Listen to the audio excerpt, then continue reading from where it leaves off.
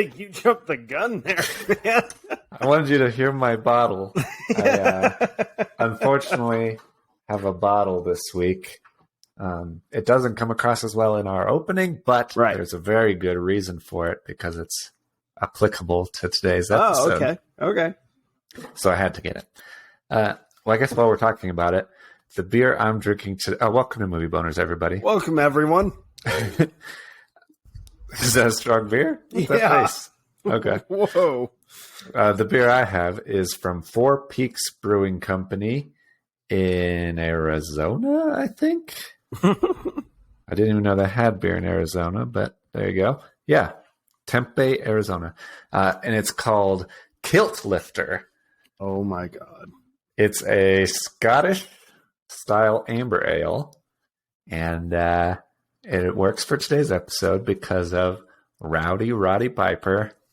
Part of his gimmick was always wearing a kilt, and I thought it worked.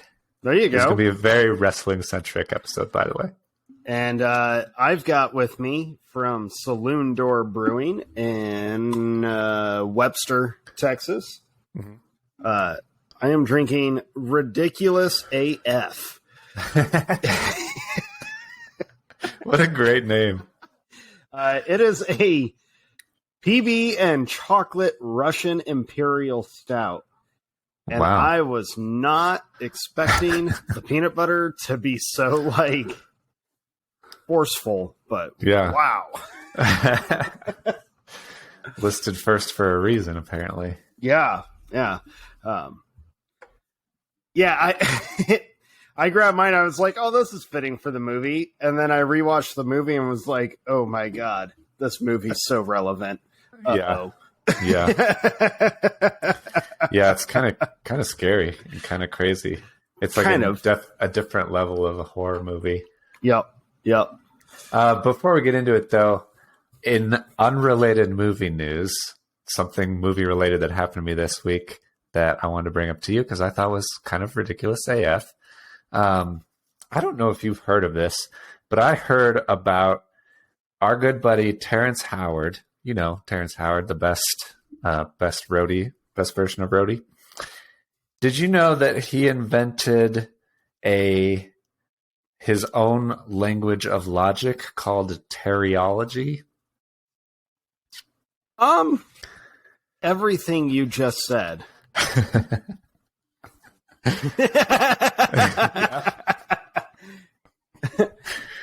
Just hurt my brain.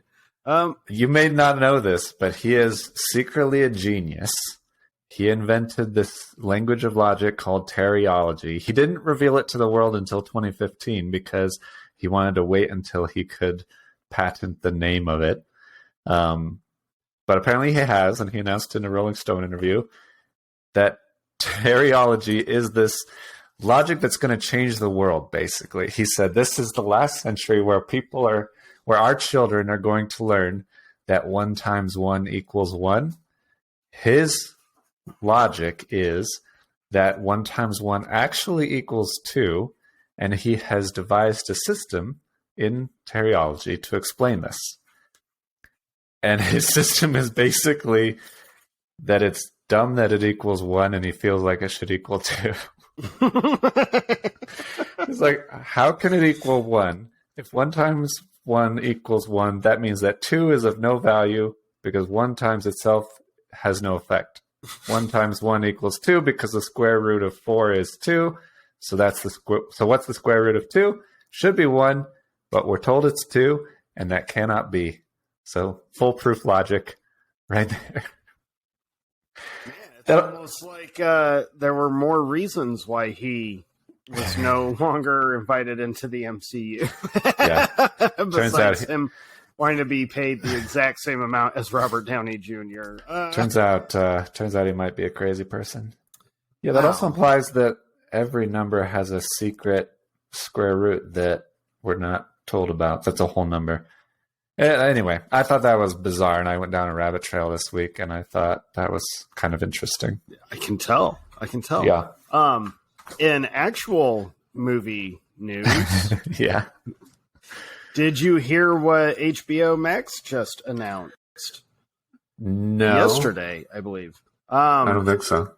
So they greenlit and are moving forward with making the solo Black Canary film, which will be the spinoff from Birds of Prey. The same lady? Yeah, same actress. Okay. And that was about my reaction to that news, by the way. Yeah. Like, whatever, I don't care. I was like, oh, not a Black Canary I care about, not a movie I care about. A character I do care about, but when you're just doing whatever, I stop caring. I did see that they're trying to like reboot Justice League. I don't know what they're doing anymore. They don't. But that was the only like movie news I saw. I was like, okay, all right. I've been following. So Dune comes out pretty soon, and I've been following how frequently Denis Villeneuve is shitting on HBO Max. He's like, more than once he has said that it's stupid that they're releasing Dune on HBO Max, and it's stupid that he gets it that they're trying to, like, they don't get the asses and seats in theaters that they need to make it really work. But he's what did he say? He said it was like driving a speedboat in a bathtub to see Dune on this small screen. Him and Christopher Nolan have both been very vocal and very open about, we understand why you want to do this, but now people actually are going back to the theaters. Yeah. Like when I went and saw Free Guy, the theater was sold out. It was a packed house. Yeah. So people are going. Yeah. And their whole thing is like, stop taking away a movie, like the theater experience. We understand convenience and we understand caution, but they don't make movies for you to wait and watch on a small screen. They want you to. And watching the trailers of Dune, like, I've never read the book. I never saw the original film from, what was that, the early 80s or whatever. Yeah. But just seeing the preview for this new one, I'm like, damn, you have to watch this movie in the theater. Like, you don't get a choice. That's how I feel it should be done. Yeah, no, totally agreed. Yeah, it's been funny seeing both of them just like being crazy critical over it, and then it cracks me up because I'm like, we're massive fans of those two. So like, we're on their side. Yeah. Like, they just care so much about the movie experience and seeing them on the big screen the way that they're meant to see, and the power of theaters and everything we always talk about loving. So, it's obvious. Speaking of the power of movies, though, this week's movie is a classic, kind of a cult classic. I don't know that everybody's heard of it, or certainly not everybody has seen it, but you have seen imagery from it. You've seen references to it. You've definitely seen a massive reference to it, thanks to South Park.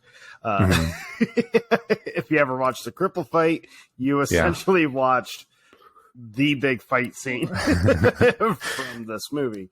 Yeah. Yeah, I watched it was like when I was a kid, I remember seeing like an AFI's top 10 fight scene things. And it was like way up there. It's like, this is just the simplest fight. And it goes on forever. It does. And it flows so well. It feels like natural, and it's brutal and it's cool. And it's just really, really cool. So this is a really cool movie, especially I know we are big John Carpenter fans. I think there are a lot of fans out there that love Halloween, love Big Trouble in Little China, The Thing. Like, he's just such a legend as a director and screenwriter. And this is one of the like smaller, I guess, movies, but not really. It's pretty massive. It's pretty great. I know this movie when I was growing up and I heard about it. I remember it getting shit on a lot and just being like, it's so cheesy. It's so like odd. And I still can't remember actually watching the full thing when I was younger, but I feel like I did. at one point because a lot of it was like, I kind of remember this. But rewatching it this week, and I watched it a couple times. Yeah. I was like, all right, one, this movie's awesome. Yeah. Two, the cheesiness is awesome. Yeah. And also, how frighteningly, like, relevant is this movie? Like, just, uh-oh. Yeah. Yes. Kind of scary how relevant it is. Yeah. And it is cheesy, but it was actually less cheesy than I remembered. There's like a couple of lines that are a little cheesy, but for the most part, it's serious. It takes itself seriously. It's a really good job. I loved it. And yeah. Well, I mean, I watched it twice this week, not just for the show, but I genuinely was like, well, I'm going to watch that again because that was fantastic. Yeah. You know? And it's a short watch. It's like an hour and a half. Yeah, it's 93 minutes. Pretty easy to get through compared to last week when we had a 3-hour episode about 5 crazy long movies about that vampires. Don't need to be. Yeah. You could have condensed that into an hour and a half and it would have been great. Excuse me. But so should we get into this? Yeah. So we're talking, did we mention it? We're talking about They Live. They Live, 1988. Yeah. And going to be spoilers. So if you haven't seen it yet, go see it. It's very cool. Very fun. Yep. It's very important to. I feel like I can't do this episode. Watch this. I just have to keep the aliens out of my mind. We're such dorks. Completely independently. You did not tell me you were going to put on sunglasses. Not at all. I was like, I'm going to surprise Jake with wearing the glasses. I'm so happy right now. My daughter is over here just judging the crap out of me. At least I am not wearing a tinfoil hat. I'm wearing a literal tinfoil hat. It's literal. You're laughing now, but when the aliens are trying to read your mind... She can't hear you. Yeah, whatever. But she is on the floor. It's important. Since she's adamant about not being on camera, I'm going to show her. Oh, my flash is on. Oh, my God. Why is that flashing on? Me? This is a family-friendly stream. You can't flash me. No, it's not. Shut up.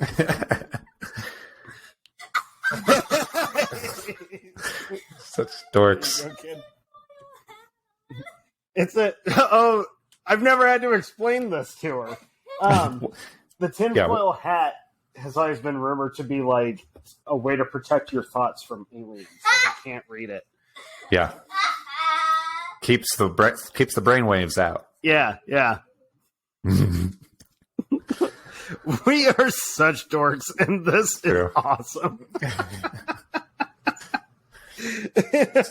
Yeah, it's just I get freaked. I tend to gravitate to conspiracy theories in general. Yep, I know you do. And this movie does not do a good job of preventing that. It kind of leans into it, it's very, very, very real. So I was very concerned watching it, and it came naturally to me to be like, I should join the call today with a tinfoil hat. That would be good.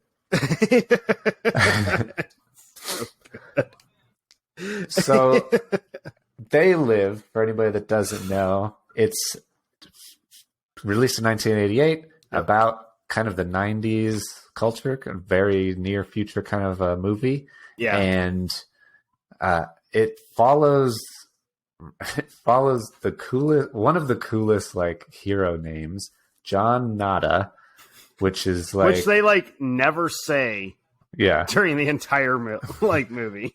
I'm pretty sure that he never had a last name, and they were like, he doesn't have a last name. They're like, well, he has to. He's like, no, he doesn't have one. It's nothing. It's Nada. It's Zip. It's Zilch. Yep. And it just stuck. But he's played by the wrestler Roddy Piper, and I don't know if it was his film debut. I was actually going to look at that, but a great, honestly great casting. I think that he does a good job of it. Dude, like Keith David, I was like, it didn't click when I saw his name, and then he showed up on screen, and I was like, holy crap, dude is like jacked. He is awesome. Yeah, he for sure is. He's Keith David, especially when they get into the Rumble, which we'll get into in a little bit. Yeah, they're formidable foes for sure. Well, it's so hard to look at the credits for wrestlers because they put all of the freaking wrestle credits in WrestleMania and documentaries and bull crap. So I don't know what this was, but hey, Roddy Piper. I don't remember where I put them, so don't worry about them. Okay. Yeah, Roddy Piper. Which I was like, oh man, Jake has been wanting to talk about wrestlers in films for quite a while. Yeah. And this is your chance. I know.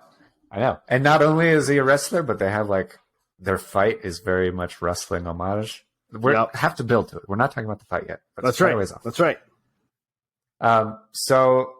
But the way that the movie starts, it feels very much kind of like Rambo a little bit, First Blood, where he's just like a drifter who's going around looking for work, just trying to like get by.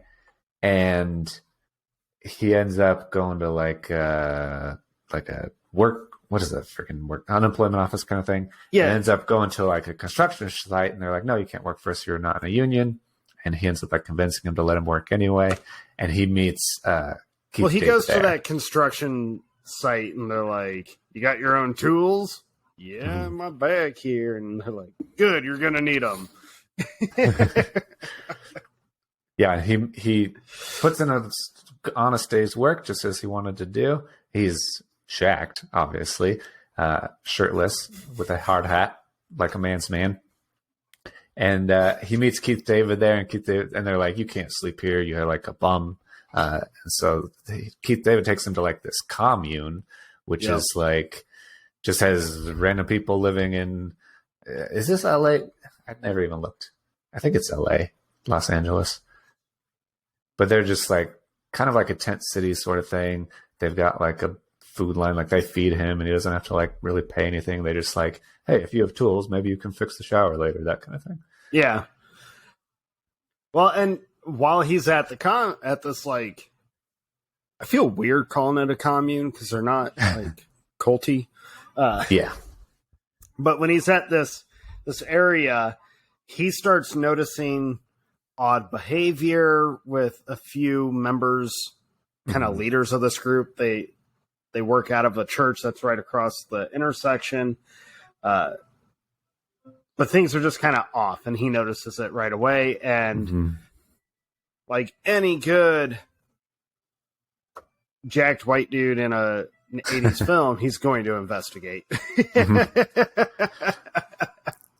Yeah, so he checks out this church and is like, I like his like back and forth with Frank, who's Keith David's character. Frank is very much like beaten down. He's like, this sucks. I'm mad at all of these fat cats that like laid us off, and Nada is like more optimistic. He's like, you know what? I'm just a guy trying to like get by, get through the day, find a job. I still believe in America. I believe in all these things.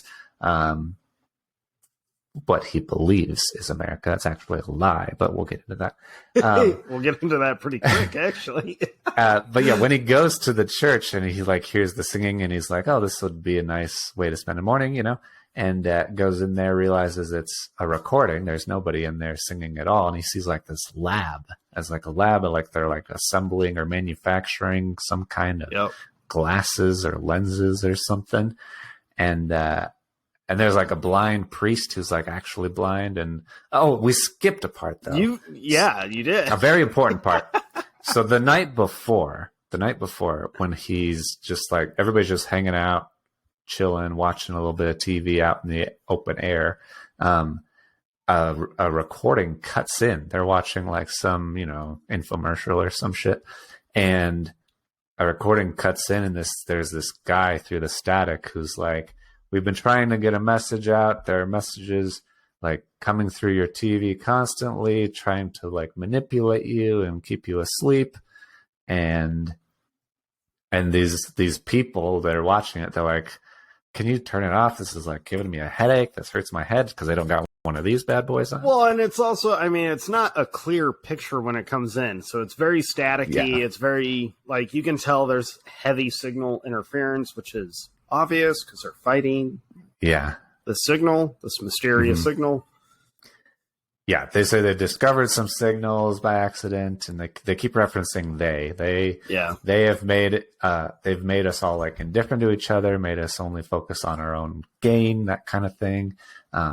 Basically, they're setting up some sort of us versus them thing, but they don't really elaborate on who is us and who is them. Right, and it's all like complacency, and they need you to be a certain way, to act a certain way. Sounding familiar. Yeah. And then the really weird thing, that would be like just some nut job on the radio at any given time. But the really weird thing is Nada looks and sees this blind priest on the corner who's like mouthing the words of the transmission. Yeah. So as it's transmitting through the TV, he sees this guy is mouthing the exact same thing. And that's weird. That's suspicious. And so that, I think, kind of leads him to go to the church and see the facility. And while at the church, he stumbles across a particular small box full of sunglasses. And he kind of like, he takes one, and then the rest he's like, I guess I'll hide these in this like hidden compartment in the wall, this little hidden room. Yeah, and there's the leader of the place there. They're having like this whole conversation about this transmission is not getting out, and so he kind of is starting to put two and two together. These guys must be responsible for the thing coming through the TV, and so yeah, he like leaves and is like watching the place. He's got binoculars, and Frank's like, I don't want anything to do with it. I don't want to see what you're looking into.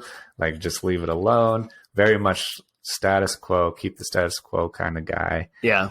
And but as not as like watching through his binoculars this church, and it's like getting late at night, and then there's this big raid. Like all the cops show up. They like it's like pulling SWAT people team. Out. It's like tractors. The raid is kind of a crazy scene. Yeah, they're demolishing demolishing their tents and houses, and what very little they had is all getting demolished by the cops. Yeah. It's kind of disheartening, and I did read an interesting little tidbit where Roddy Piper actually had like experienced something like this when he was younger, and so filming that whole sequence was kind of difficult for him, which is very understandable. It's like, oh, you're recreating this tragic event in my past. Yeah. Yeah, exactly. Yeah, it's very, it's pretty rough. Like they've got shields, and I mean, they're not doing anything. It's not like there was this big uprising they had to put down. They're just sitting there eating dinner. Yeah. And they just kind of started rounding these people up and kind of chasing them away from the church so they can't see what they're doing to the people that they're like capturing and beating with batons and stuff. And everybody's just kind of scattering and running away.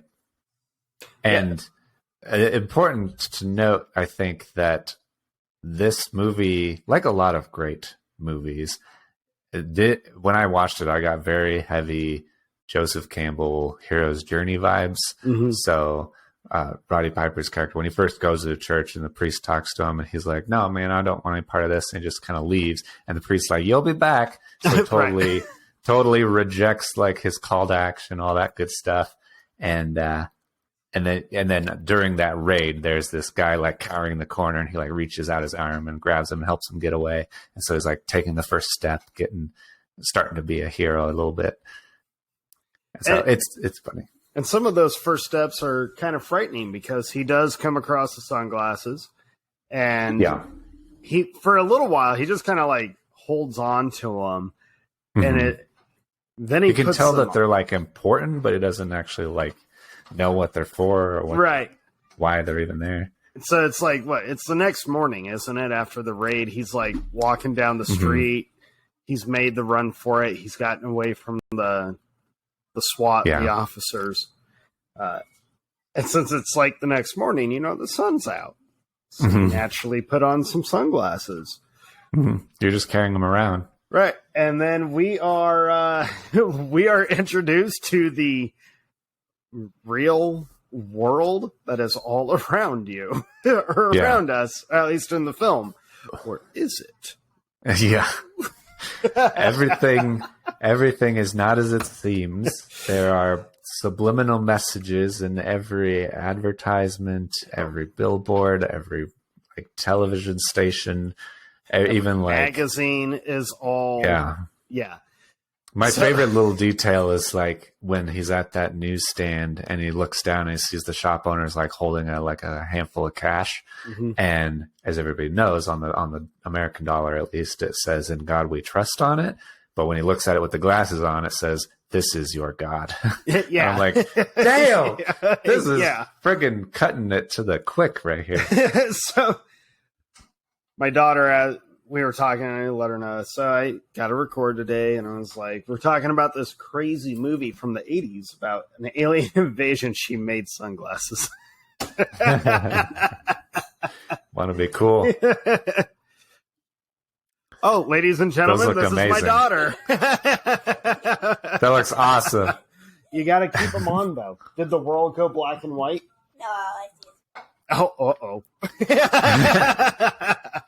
As long as your dad doesn't look like what's it called? Formaldehyde face. Yeah. Yeah. So she hasn't watched the movie yet, but I was trying to explain this movie to her of he puts on the glasses and it is a world of subliminal messaging. And she was like, what? And I'm all, it's a real thing, by the way. Subliminal messages are real. Yeah. This is something that's been going on for a long time. Yeah, it's really crazy. That's the craziest thing to think about. Even if there is conspiracy, it is very real that people make advertisements to make you feel a certain way or do a certain thing. And so, when he sees the sign in I think it's a tailor's window that says "Big Closeout Sale." When he puts the glasses on, it just says "Consume." And I think everybody has felt at some point when they see a sign that says, "Oh, there's a big sale." They're like, "Oh, I need to check that out. I need to buy something." Even if I don't need anything, but I feel compelled that I need to buy something or take advantage of the discount or whatever. Yeah. You're tricked into that in that way. Shit, man. I fell for it today. Before we were recording, I saw a sale at a bookstore and was like, well, we're going in there. Yeah. Yep. Yeah. And so it's very real. Yeah, it was kind of crazy. Like I said at the start of this, I remember seeing bits and pieces. I'm pretty sure I've seen the full thing before, but this was actually paying attention to the movie. And as soon as that first shot when he put the glasses on, and it's just everything, the obey, the sleep, consume, watch TV, which made me laugh. Yeah. All of that. And the little money detail of this is your God. I had to kind of take myself out. It was like, oh shit. That I know this is supposed to be a cult kind of style film, culty film, fun. It's silly, it's cheesy, it's late 80s. But as soon as that happened, I was like, I'm actually kind of afraid because it suddenly feels very real. Damn it. It doesn't help watching this movie. And I've also been trying to think how we were going to manage recording today. Because I was like, oh crap. This movie is the kind of film that could spark massive rants. Yeah. Huge rants. Yeah. It's okay, we gotta try to be careful. So this is me trying to be careful. But when you're already questioning so much in the world, and They Live isn't the only movie that has kind of put a lot of stuff in the forefront for me. Yeah. For you, I know, but this one was just kind of a like, this feels like gross realistic. I'm not saying that there's formaldehyde decaying aliens out there. Yeah. Who knows? Could be. A lot of people say they're reptilian. Who knows what's going on? By the way, I am not going down that rabbit hole. The alien rabbit hole gets a little... I would say out there, but that seems like the truth is also out there, though, so. right. But just all the subliminal messaging, all of the like, the world when he sees it through the glasses, it kind of scared the crap out of me. Yeah, yeah, it scared the crap out of me now, and I can't imagine what it would be like if I saw it in 1988. Yeah, and I was like, this is one of the scariest things I've ever seen. I mean, and this guy made Mike Myers. The aliens be damned. I'm not afraid of them, but it was just like, this is a little, this is just blatantly too close to home, I felt. And that might be, and I try really hard not to follow the conspiracy theory roads. I just try to avoid that headache, but man, after the last couple of years, and then to watch this movie, I was like, shit, I just can't get away from any of this. It's really appropriate that you called it a headache because it's represented in the movie. Like these people get these headaches because it's very uncomfortable for them to be faced with the fact that their reality is not what they think it is. Yeah. And whether they're watching the TV or whether he's wearing the glasses for too long, they just keep having these headaches because it's very uncomfortable to have your reality question like that. Yeah. And it to be kind of like, well, not just question, but to just be force-fed, like, here's what's actually happening. No one handles that too well. Everyone is very like, I find myself kind of being like Frank, right? Yeah. Yeah, being like, no, I'm not putting on those damn sunglasses. I'm not. Yeah, exactly. But yeah, I love this movie. Watching it this week was like, this is so good. Like, I can't believe more people haven't watched it. And I also can't believe, but I'm kind of glad they haven't gone this direction because I feel it's a little too classic for this. But I'm still shocked because it's one of those movies that almost is calling for like a remake or a reboot. Yeah. And that made me think, man, what would a reboot of They Live in 2020 millennia or the decade millennia 2020 decade, what would that look like? And immediately it was that like, ooh, don't go down that road. That is yeah. Well, the problem is that they wouldn't allow it to be made. The overlords out there wouldn't allow it to be made these days. True. But I am kind of shocked that there has not been, that Hollywood has not chosen to be like, we should remake this, because it kind of feels like the kind of movie that people would want to have remade, if not several. It's a spectacular idea that's.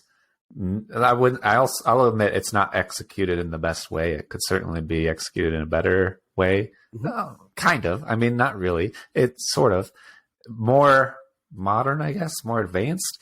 Yeah. I love how they look. I love the black and white. I love the style of it. It just fits. Everything fits and works so well. Well, it fit the time period the movie was made. It fits that so well.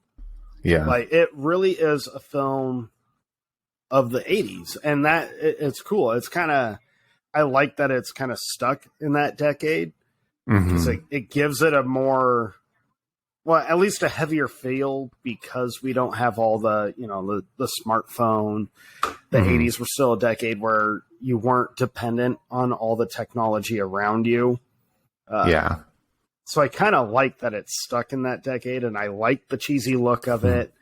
The black and white, man, I love the black and white. It has such a great effect for for like how you're supposed to receive kind of what the movie's showing you, because it's just very like it's black and white. There's no gray area. It's this and that's it. Yeah. Yeah. And it's different and jarring and off-putting. It works really, really well. It works really well. I do love when like the aliens start realizing that he can see, and they don't. I like that they don't attack him. You know, the first lady that sees him kind of like, oh my God, she's gross. And she's like, yeah, we got one that knows. Yeah. And I feel like that works so well. Like you said, not having like smartphones and everybody in constant contact. The fact that every one of them has like a watch that they can be in constant contact with each other through this like radio. Yeah. And they're all talking about him everywhere he goes. They're looking at him, communicating about him. That's even scarier, I think, that they can be organized in a much more instantaneous way than normal people were back then. We didn't have phones, or like not everybody had a walkie-talkie in your pocket like you do now. So that's really crazy and really cool. I like when he's just like, I like how he's just like, not afraid to berate her. Like he's like, you know what? I realize that there are these weirdos surrounding me and nothing is as it seems. And you're all these bizarre aliens, but fuck you. You're ugly. And, and then it just keeps doing it. Like every place he goes for the next 5 minutes or whatever. Yeah. He is just so vocal about how gross and disgusting and ugly and inhuman all these people are, or aliens are, and all of them are just like, he's over here. We got him over here. Which is almost kind of scarier, that the aliens don't try to just attack him or silence him right away. They're just kind of like letting him sound like a lunatic. Yeah, and they don't feel instantly threatened by him. Yeah, like, they're just like one guy. We can silence him whenever we want. We just got to keep an eye on him. Of course, then he gets a hold of a gun, which this is the part of the movie that made me laugh. This is the cheesy side of the film to me. So he gets stopped in the alley by the two officers who are actually aliens. And they're both like, look, dude, we know you can see us for what we are. Just come with us. We're not going to harm you. As they're like twirling their baton. And like, it's very, you're going to kill the dude. And then he beats them, takes their shotgun, which is unlocked, by the way. Did you notice that? It was the 80s. It was, but I was like, that's not locked up with the key. It's just like sitting there. He just grabs the pistol, grabs the shotgun, let's go to town. And boy, does he. He just opens fire in broad daylight, shooting up these aliens. Yeah. And it's like, whoa. That's how he's going to solve the problem, I guess. Yeah, he goes to a bank of all places and, of course, delivers the most iconic line of the film. I'm here to kick ass and chew bubblegum, and I'm all out of bubblegum. Which is funny because it's a line that has such a, like, it's an iconic line. Everyone knows that line, whether you've seen the movie or not. Yeah. But it's funny watching it get delivered in the movie because he says it pretty quick. It doesn't get delivered like a typical one-liner. You can almost tell that it was ad-libbed, and they just decided, like, well, that made us laugh. We'll just keep that in there. Yeah. Which I thought about having, like, chewing some bubblegum during this, but I'm kind of glad I chose not to, because bubblegum with this would be really gross. True. And I'm sure the listeners would not appreciate you smacking in their ear constantly. Yeah, I don't appreciate it, and I'm the only one here. But the craziest thing is that when he's in public and he's wearing the glasses and he sees these aliens, only some of them are aliens. Some of them are real people like him and like and everybody else. And so it's crazy. That's kind of the craziest thing, is that there's a lot of them. Like, there's a lot of them. They're in all sorts of positions. They're cops, they're bankers, they're regular people, they're mostly the elite positions, mostly movie stars and politicians and all that stuff. But they've kind of, who knows how long they've been here. They've completely inundated society. It's kind of crazy. But at the bank, he like starts blasting a couple with a shotgun. He sees one guy giving his position to like the radio, and he goes to shoot him, and he just disappears. Like he just teleports or whatever. And so that's like, oh shit, they actually have like powers or something. We obviously don't know everything. We thought we knew everything. We don't know everything. Yeah. Seeing him being able to like teleport all within the watch, you're like, oh crap, what all is that watch actually capable of? Hopefully it's just those couple things. That's what we're shown. But I really, really like that part of the whole story. And this is something that I love a lot about the majority of Alien movies. There's no explanation. I like it when they don't try to even explain how long they've been here or why they show up on Earth. I really like that they kept that, where it's just, oh crap, they've been here for so long. They've probably been influencing society for who knows how long. Yeah, but I really like that they still follow everyday kind of human routine, because there's even aliens in line to make their deposits or withdrawals at the bank. Like they're doing normal human routines. They just happen to be aliens who have been influencing how human routine goes. I like who are all part of this secret club that can communicate with each other at any moment. And but I do it's kind of the little bit that they do explain is very much like, I guess, like a lot of other alien movies.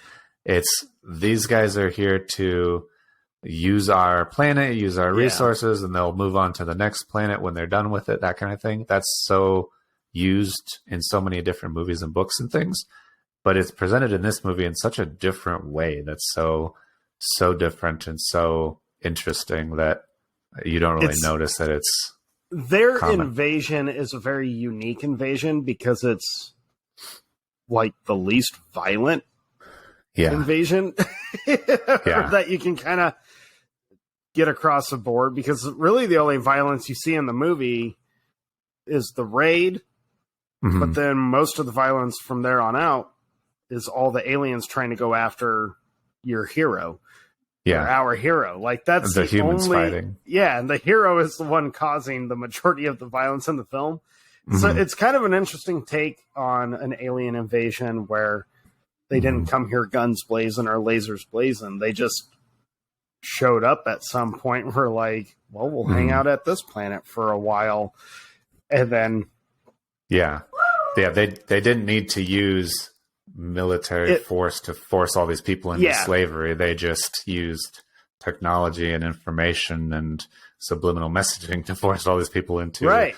lull them into a sleep and submission. Which is kind of a scary thought, especially if you want to maintain the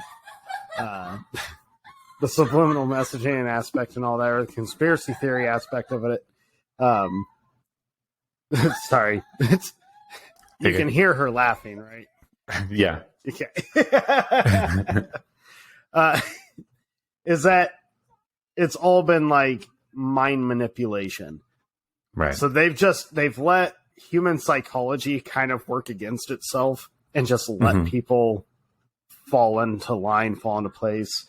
There was so much of this movie. I was like, oh my God, this is too like, hopefully the aliens are walking around right now. Just let's just tear the Band-Aid completely off. Come on. Right. John Carpenter, are you an alien? Were you an alien? Go ahead. Sorry. One of the like interesting parts, I think, is when he's trying to escape from all these aliens that are around him, and kind of just runs into that lady in the parking garage and forces into her car, and she drives him off. He kind of kidnaps her at gunpoint, and so she's obviously a little bit disturbed by that. Naturally. Nervous. takes him back to her house and tells her that she like works for a TV station. And he's like, kind of goes nuts. He's like, oh, there's messages coming through the TV. Sounds like a crazy person, obviously. And she like smacks him in the head with like a bottle, and he crashes out his window and falls down the hill. Yeah. And then she calls the cops, and you will kind of wonder, is she working with the aliens? Or is she just a woman who was just kidnapped, and there's a crazy man who is talking about voices in the TV, and she had to like escape from him and then call the cops. Herself, yeah. Yeah, and then called the cops like any normal person would do. So you don't really know how it would go. It could go either way. If she knows, then it makes total sense that she would call them and say, this guy that you've been looking for is here. Or she doesn't know, and it's just a crazy person, and she's calling the cops because that's what you do. So I think it does a good job of leaving it open-ended in that case. Yeah, well, and we can talk her. So then she pops back up. Because you think like, oh, maybe she was a one-off or something. And you're like, nah, she has to show up at some point, right? There's a lot of close-ups with her. Yeah. And very like slow 80s music. You're like, this has to be a romantic interest or something. What's going on here? You kind of think that's where they're going to go. I love that's not where they go with it. And so when she showed up on screen, I was like, you look suspicious. Like, she just has that face. Yeah. No offense to the actress, but you look guilty as hell. Right. But yeah, when she shows up again after they've like met up with the other people who know the truth and have seen the truth, they're given the contact lenses now. Yeah. So that it's more discreet. You can see all the time without them knowing that you can see. And I was like, and they describe there's less like frequency interference, so you don't get headaches as much and stuff. Yeah, it seems cool. And then she shows up again, and you're like, oh, she's with like the group. She just didn't trust him. She doesn't know what he was doing. She like apologizes. She's like, hey, I'm sorry. I thought I killed you. I'm glad you're okay. And he's like, oh, it's okay. I totally forgive you. You only smashed my head open. And and there's kind of slow romantic music again, and it's like drawing out. And then there's like that, it just completely does away with it, and they blow up the whole wall behind them, and these cops come in guns a-blazing like it's Waco, Texas or something. They're just like mowing people down. And it's a little crazy. But the interesting thing, if we go back a little bit, the very interesting thing is the like leader guy that was at the very beginning, and then they met there, who gave him like the contacts and stuff. Yeah. He tells them that there's like cops out there everywhere, and they're kind of, most of the cops are actually human. Those human cops are being told that their group is just a bunch of communists trying to overthrow the government, and that's why they're like supportive of it. They don't actually know what's going on. They're just humans. The group has been built up as like a terrorist organization. Kind of, they're like, no, we have to take down these guys because they're actually going to be real dangerous. And you're like, that makes sense why they, like, again, manipulation. Like any good rebellion is, And Frank is like surprised that human beings are joining these aliens because he knows about them at this point. We'll get back to when he finds out in a minute. But Frank really shouldn't be, because that whole part I think is so interesting, and it's very realistic. It's very historically accurate. Anybody who's like knows a little bit about history knows that people would rather live their own lives peacefully than contribute to some bigger cause that may actually benefit them, but is going to be tumultuous or a conflict. And like, so like the American Revolution is a great example, because so many people, probably most people, actually didn't support the American Rebellion. They were loyalists, they were Tories, they supported the British government. They were like, this is fine. And so many people are like that. They would rather keep consistency because change is scary. You don't know what's going to happen with change. And so I think this does a good job of being No, there are a lot of people who are joining them because A, they just want consistency, or B, they can get a lot out of it. These aliens are really good at sucking people in by giving them whatever they want. Like as soon as you start waking up or getting a little bit unhappy with your situation, suddenly you get a raise, and suddenly you get a nice car or a house, and now you have things to lose. You're part of the elite now, and so you are going to play ball, and it's a little bit scary. It is. We did jump ahead. So with Frank.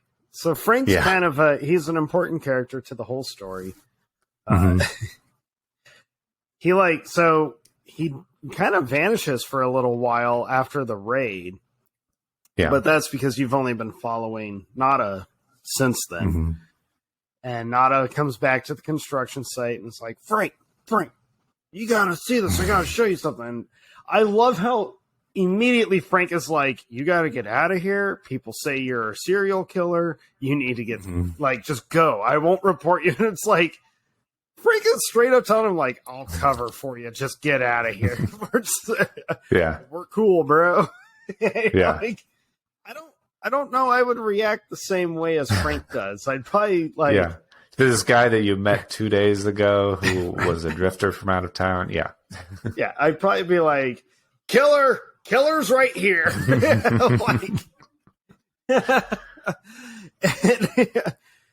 But Nada forces Frank kind of like they have the big alley scene, which is the famous fight scene. And I can't help but laugh so hard that it's all over an argument to wear sunglasses. The entire thing is about Nada wants him to look through the glasses. Frank doesn't want to. And so it comes to the biggest fist fight, physical altercation of all time, just to try to physically force him to look through these glasses. And I love the fight, and I love how it flows. Like there's a journey and a progression through this fight that I think is so natural, where it kind of starts out a little small, and then it escalates, and then there's lulls and there's funny parts, and they just kind of it seems that several times like it's going to end, like oh, he's going to walk away, he's going to let him walk away, and then he just doesn't. Like they just start it up again. And that's, I think, what draws it out so long. It's crazy. Like they're winded a few times. They are tired. They're in pain. And then someone comes after the other with a 2x4. Someone I love. You're gonna look through these glasses. When he smashes the back windshield. I'm sorry, dude. He's like, you were gonna hit me with that? It's like, I'm sorry, I didn't know. And then he smashes the beer bottle and they just go at it. There's so many, like, you don't have to be a fan of wrestling or Roddy Piper or anything, but if you are, I feel like there's so many like homages and nods to like just different, like he obviously had input on the like physicality of that scene, and I think it's really shows and it's really exciting. The fight choreography, you have to assume they consulted him with, okay, so we're going to be doing this. How would you position? Or, he had to have been a part of it because that's a big part of like his actual career. So he had to have been a part of it. But I do like during that whole fight, he gives Frank the option a handful of times. Like he pleads with him, just wear the glasses, just put them on. Like, please. Until like finally he just pins him down. It's like, you're wearing them. Frank is just the most stubborn guy ever, and when he said he didn't want to wear them, he meant it. Once he finally does he does put the glasses on, he does see the real world. It blows his mind, obviously. The second like cheesiest line of the movie, which is less well known than the first, but I think is also great, is, brother, life's a bitch and she's back in heat. They're like 3 or 4 just like lines out of nowhere. They are. Yeah, it's a little cheesy, but it's hilarious. So perfectly fitting for the 80s. That kind of like one-liner. I mean, one-liners have been a thing forever. I know late 70s, the full 80s decade, and the 90s were like action movies made the one-liner a staple. Like, you didn't have an action movie without at least a couple awesome, cheesy one-liners. Like, you just didn't. Especially an Arnold flick. Yeah. And I love that the sci-fi / horror / comedy decided to embrace that mentality. It's like, we're going to have some one-liners in this. And the Life's a Bitch one. It's like, what a horrible one-liner. Yeah. Yeah, there's a lot of like, as I was watching Keith, why am I blanking on Keith David? Keith David, thank you. As I was watching Keith David and Roddy Piper, like just like working together, going down halls together, I was like, they need to do like a this thing. I was waiting for it from Predator, where Arnold Schwarzenegger and Carl Weathers are like, that's just like a total jacked bro thing. Yeah. Oh, I was waiting for that. 100% waiting for that. So after Frank can finally see, that's when they go to a halfway house. He was there because they gave him a paycheck, and so they have money. They can go to a halfway house, and they're like both walk in wearing the big old glasses. We didn't talk about those glasses, by the way. Those huge. Glasses, they're not cool looking. They're like the glasses that I'm sure your grandparents would wear over their prescription glasses, like those big, bulky glasses. They look more like the glasses that people are forced to wear after they get like eye drops put in by the doctor, or like when you get your eyes dilated. Yeah, they look like those glasses. Yeah, and so they're not cool at all. But because of this movie and because of like how iconic it is, that they do kind of make them look cool. Yeah. I would totally wear them. And also, I can't help but feel like the fact that we don't think they look cool or how we think they look, I kind of had to remind myself, like, well, that was the 80s. Everything was like gaudy and huge back then. It wasn't just like style. I mean, it was, but it was a way different kind of mentality when it came to style. So the sunglasses fit so well for that. I can't imagine this like tiny group of know-it-alls who created the lenses would worry about like, we need our sunglasses to look like Oakley's. We need, Yeah, and who knows what kind of technology, and then maybe they're big because they just had to make all that shit fit in there. Right. I like that you call them know-it-alls. They are weirdly know-it-alls. They are know-it-alls. Yeah. So they go to the know-it-all. You're going to love this. You're going to love this. Sorry, she's still continuing her journey through The Office. That's a good journey to have. It is. I wish I could go through it for the first time again. Go ahead. You were saying before I rudely interrupted you? Yeah, they go to the meeting of the know-it-alls where they're like, they discover all of there is a bigger group, all the people that know about these aliens, and they get the contacts, and they meet that girl, and they get raided by the cops. And as they're trying to escape, and they're in a big shootout with the cops, another thing they got with the contacts is a watch, one of those watches that they have. That's not just a radio, but they're like, we can't figure out how to do the teleportation thing, but we've seen it happen before.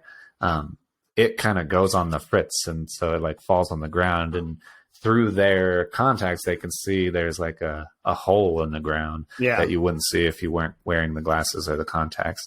And so they jump down there. It's like a portal, and it leads them to like this underground tunnel system through the city that they like kind of go through, and they stumble upon this like big banquet dinner that the elite are having, the 1% are having. So as soon as they like went underground, immediately my brain was like, oh my God, it's about the reptilians.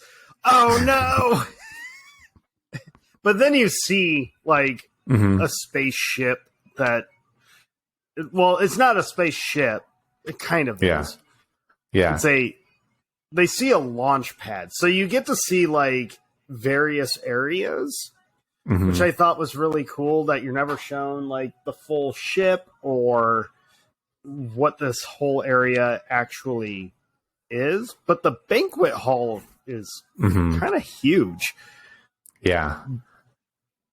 But I think one of my favorite things about this whole part, when they make it down there and they get into the banquet hall, first off, him and Frank don't ever bother changing their wardrobe. And I can't believe that the elite don't like, wait. Yeah, you're that one guy who's been wearing the same clothes all movie that we've been chasing. Right. But then you get greeted by a familiar face that you kind of forget about. And I know that had to have been on purpose, that you kind of forget about him. But it's a guy from that little, like, homeless commune thing who was getting the headaches from watching the screen. And now he's, like, super rich. He's all prim and proper. He's cleaned up.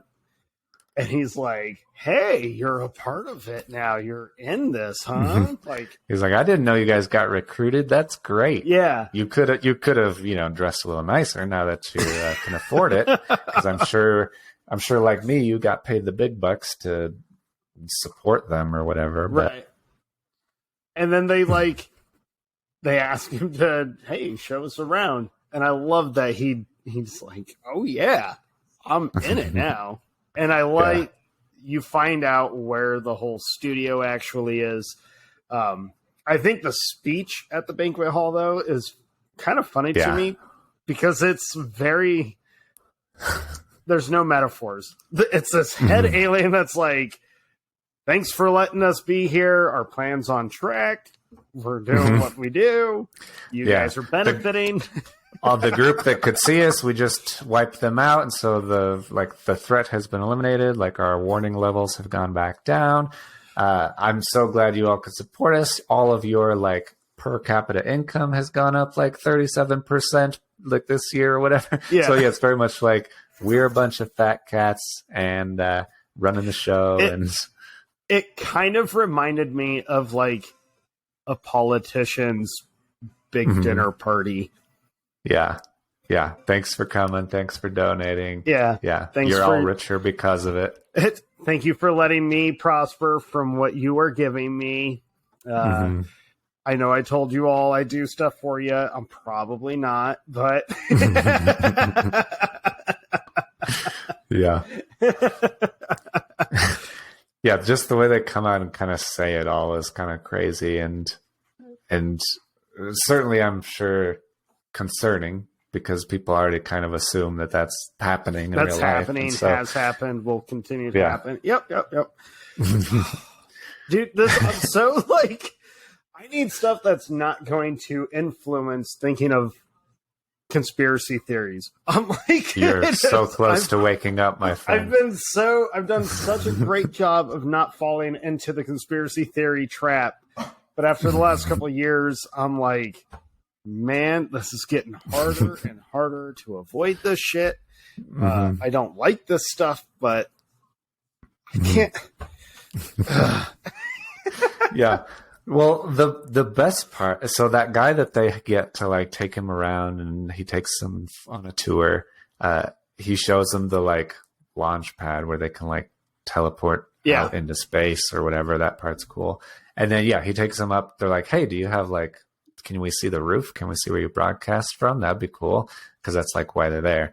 And he starts taking them up there. And once they finally get into like the radio station, they like turn on him. They shoot the guards, and he's like, "Oh no, you're not with us." And he tries to like plead with them. He's like, "This is so great. There's no more countries anymore. There's no like us versus them. There's no more sides. They just control everything, and they give us what we need, and it's great." And they don't say it, but you kind of could extrapolate it to be even though these people, I'm sure, are voting in elections and they assume that there are 2 different or 3 different or however many political parties, it's probably all the same shit. They're all the same group of people. It doesn't matter who wins or loses. They always win. You always lose. And so it's a little... Oh, yeah. Is this a rant? Where am I?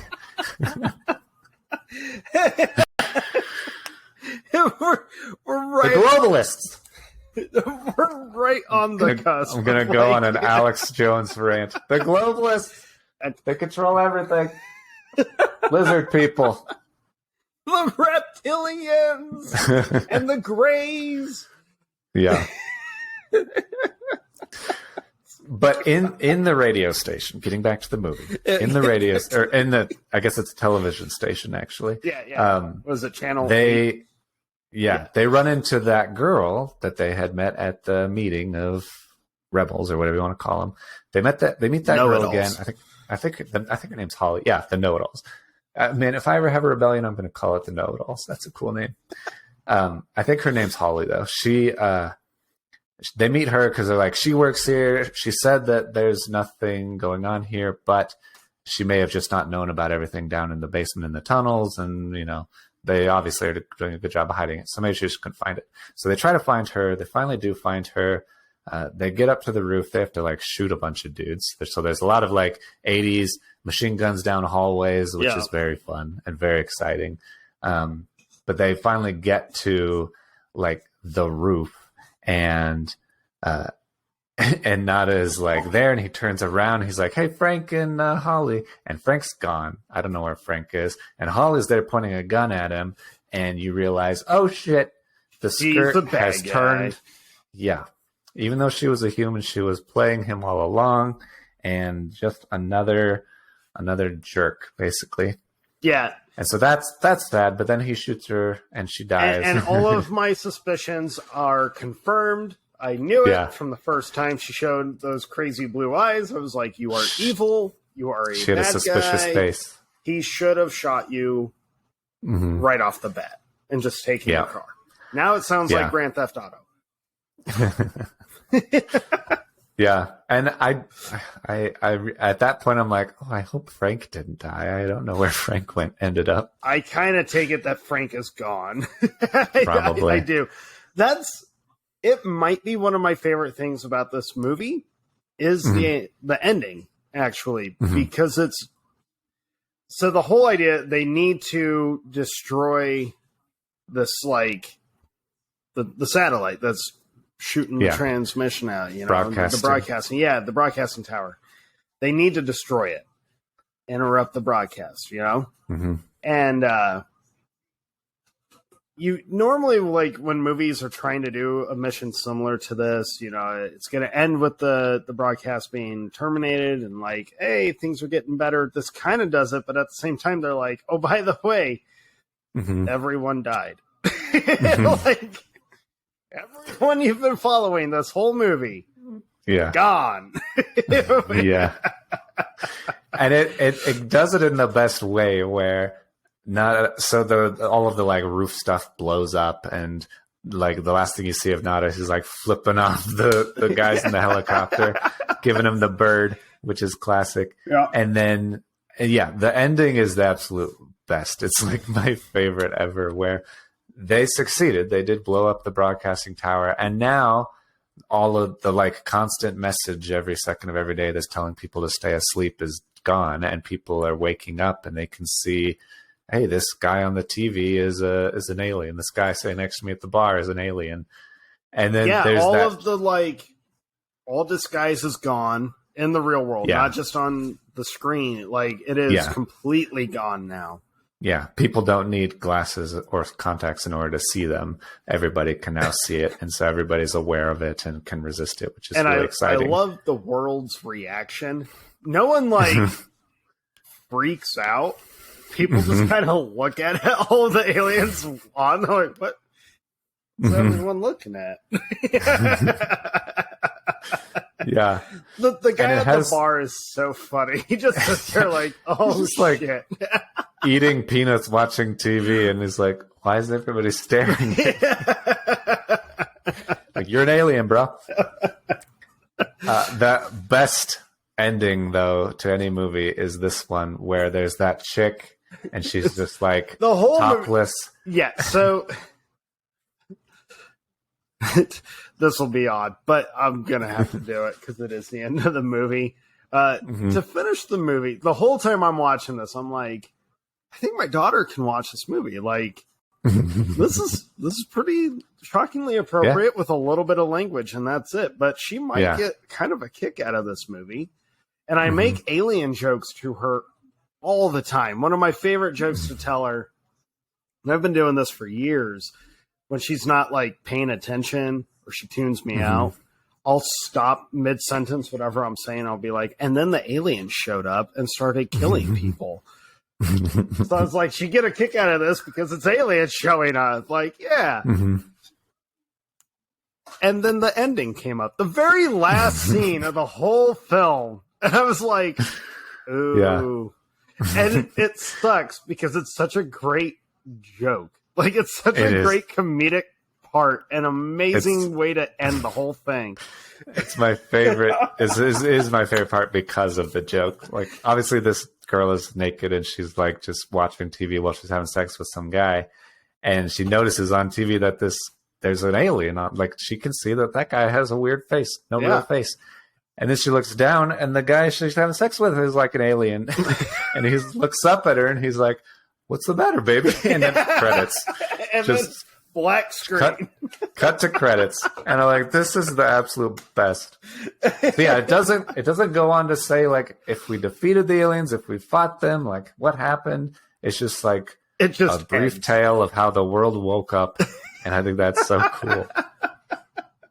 Yeah, there's no sequel. There's no kind of follow-up. It is all on its own, which is crazy. I love that.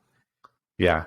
I know. So you know how you read an entire book in a week when we did the American Psycho episode. Yes. Well, I noticed when I was watching this movie in the opening credits, it says it's based on the short story called 8 o'clock in the morning. Right. Did you read 8 o'clock in the morning?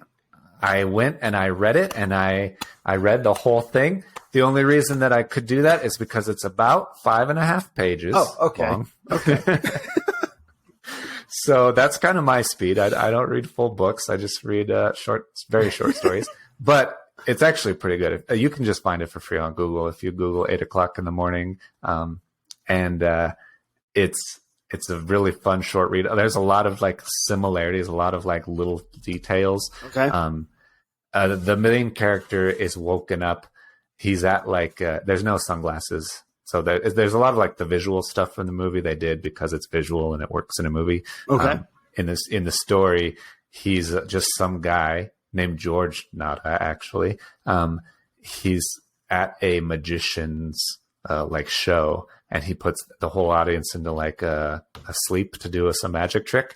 But then when he tells the crowd to wake up, this one guy wakes up more than anybody else has ever woken up ever. And so he just kind of wakes up too much and gets to see all this stuff going on. And in the story, they do kind of describe them as reptilian in nature, the aliens. Really?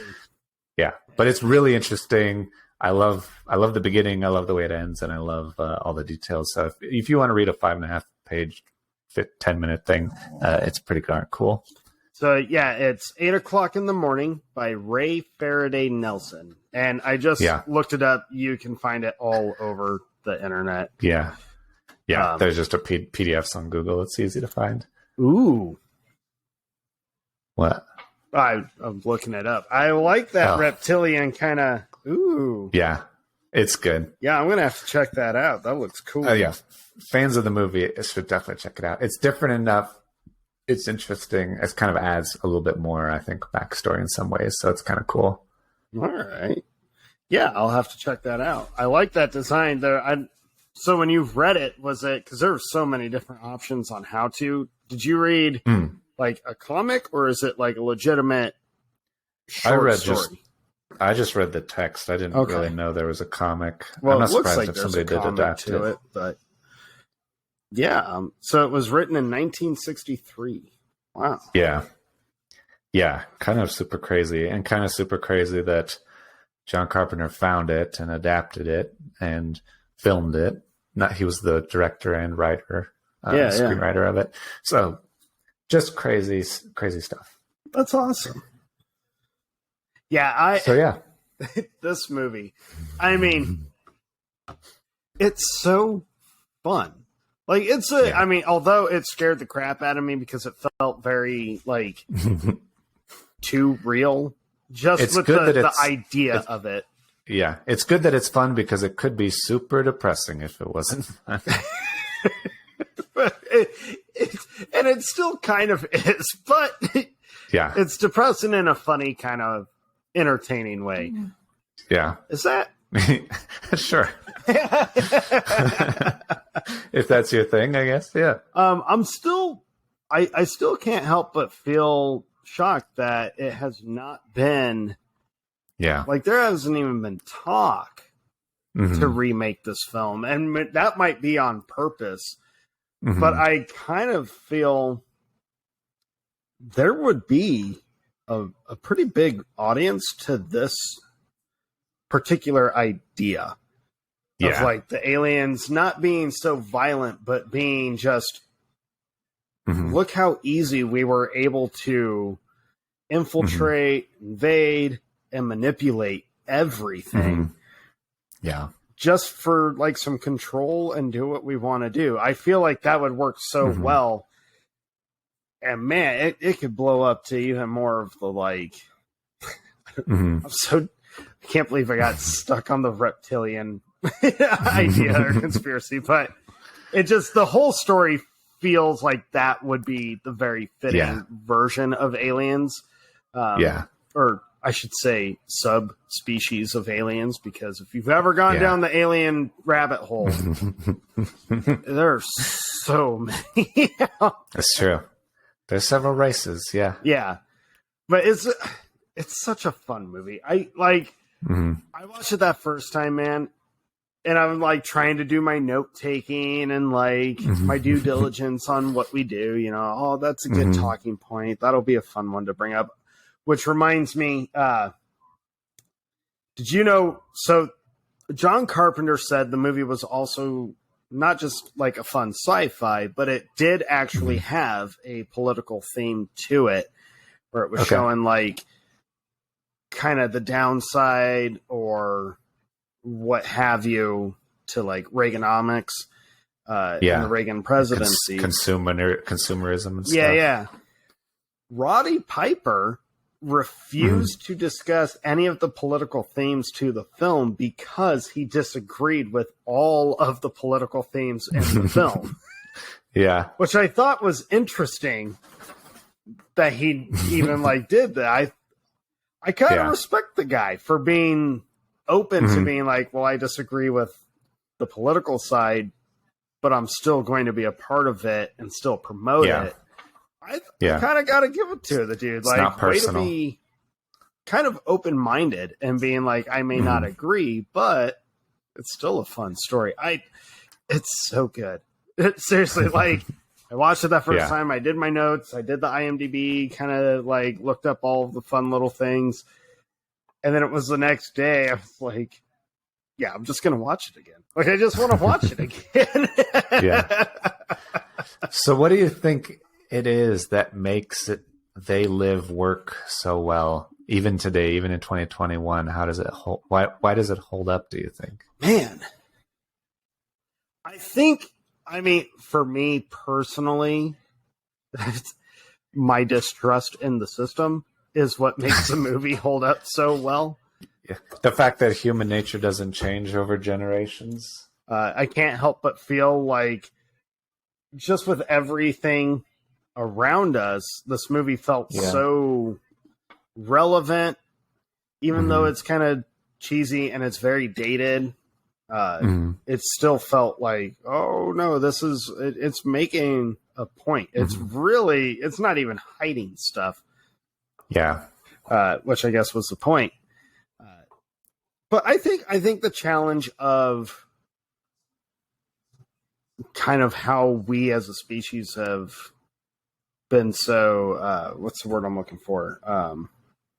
Conditioned Yeah. That's what this movie really kind of like brought to me is like, oh yeah, I'm pretty positive I've been conditioned to do a lot. I mean, I joked about it earlier with you where it was like there was a 50% off sale at the bookstore. He was like, well, we're going there. Like you are called into it. So I think just I think the themes of the movie are very relevant and very kind of important. Like I think it's important relatable. For people to totally relatable. I think it's important for people to see this movie even if they don't like older movies, because it can open your mind to different things. Like if you pay attention, there are weird things that happen. Sometimes when I'm just watching TV, I'm watching a show on Netflix or whatever, and I'm like, this weirdly has like a weird agenda that if you're not paying attention, it's like it's trying to manipulate you into feeling something or doing something or believing something. And that may or may not be what you want to believe. So you have to just like pay attention, be aware, be on guard of like what you believe and why you believe it, and not just be open to anyone tricking you, I guess. Right. Well, and I'm all for being open to be challenged on like your beliefs or points that you agree with and all that. I think being challenged is a good thing. I think it's a great way to tell if you actually believe the way that you say you believe. Yeah. Depending on how you're able to counteract a challenge. Yeah. If you know why you believe it, not just like, this is what I've always believed, or I was told to by my parents, or I just, whatever. Yeah. Like, have you chosen this belief system for yourself, or has it been passed down? Have you been conditioned to? Anyways. Man, I knew this episode was going to be like, no, we're going to end up ranting, but I think the movie is important. And I know we say that a lot. I think the movie, it's the kind of movie I'm not sure how people can walk away from it and not see the relevancy or be challenged or be like, I think, and I'm not saying the aliens are doing this. Yeah. But it was funny telling my daughter about this and just blatantly being like, yes, subliminal messaging is a very real thing. They've been doing it for a long freaking time, and they're probably going to continue doing it. Yeah. Some of it's a little less subliminal these days. Now it's just kind of like, if you don't think this way, you're the enemy, which I think is a very incorrect way to go about stuff. But we're trying so hard not to go on a giant rant, man. I'm trying so hard. And it's also important to understand that if you don't think that certain way, it's you can just find your own way. You can find a little bit of openness in the world. I think that's a better thing in general. But yeah, I totally know what you're saying. But I mean, I think it's relevant in the sense that it's relevant in the sense that even if it's not aliens or it's not reptilian shapeshifters or whatever, even if it's just normal people, there are people that benefit from you staying asleep and not questioning anything and not questioning authority and not and just continuing to do your 9 to 5, stay oblivious, just keep buying things and consuming things and giving your money away and it's whatever. A lot easier for the big ones to kind of maintain control and stuff as long as everyone else is complacent. I think this movie has a pretty great way of showing you should probably not be complacent, because there's probably consequences to that are bigger than you realize or understand. Who would have thought, man, that They Live would end up being like our most charged episode? I'm trying. Not even our back before we were like video recorded. Not even our political episode got all that ranty. By the way, you should go back and listen to our old episodes. Some of them are pretty funny. They're pretty good. I think a lot of them are pretty funny. But yeah, I totally agree. I think it's a great movie. It's still relevant even today and important, I think, for people to watch and just be aware of these things. Yeah. Oh, 100%. 100%. And plus, it's just a fun movie. You should watch it just because it's fun. It deserves the cult classic status that it has. Yeah, absolutely. Definitely. Go check it out. I mean, make other people watch it. It's so much fun. This is the kind of movie that you have like watch parties with, and then afterwards just listen to everyone blow up on conspiracy theory and rants. I feel like this is the movie to do that with. Yeah, absolutely. Absolutely. Especially these days. Yeah. It'll be timeless forever. So I think whenever you get around to watching it, it's worth it. Yeah. Hopefully you watched it before this so that you can laugh at all of the stuff that we're laughing about. Yeah, absolutely. But all right. Yeah, so I think that's They Live. We are clocking in, it looks like, close to the actual length of the film. Wow. That's good. And we didn't just describe it word for word, so that's good. Bam! Keeping it tight. Any final thoughts on? I mean, I feel like we just gave a ton of final thoughts. Yeah.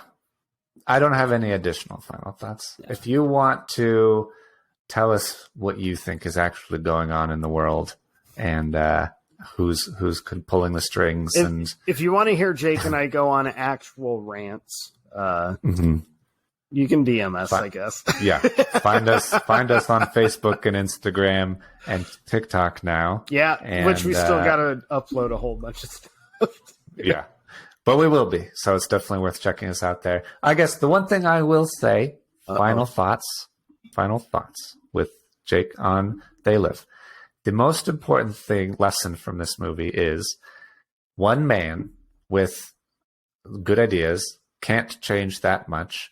But the most powerful way to solve a problem like this is to band together, to all, the more people that are aware of what's going on, the more people work together, the more people, even if you don't all agree, you're all on the same side, we're all just people living our lives.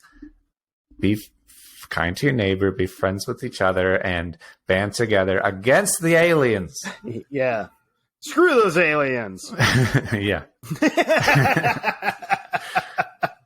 So yeah, find us on Facebook and Instagram and TikTok, and kind of on Twitter, but not really. Yep.